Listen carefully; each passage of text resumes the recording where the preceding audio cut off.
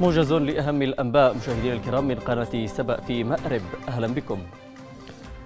بحث فخامة الرئيس الدكتور رشاد محمد العليمي رئيس مجلس القيادة الرئاسي مع صاحب السمو الملكي الأمير خالد بن سلمان بن عبد العزيز وزير الدفاع السعودي مستجدات الأوضاع الوطنية وآفاق الشراكة الأخوية بين اليمن والمملكة العربية السعودية.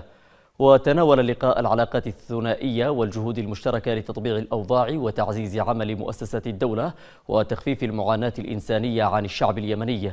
وجدد رئيس مجلس القيادة تقديره للدور المحوري للمملكة العربية السعودية في دعم اليمن وخفض التصعيد وحماية المدنيين.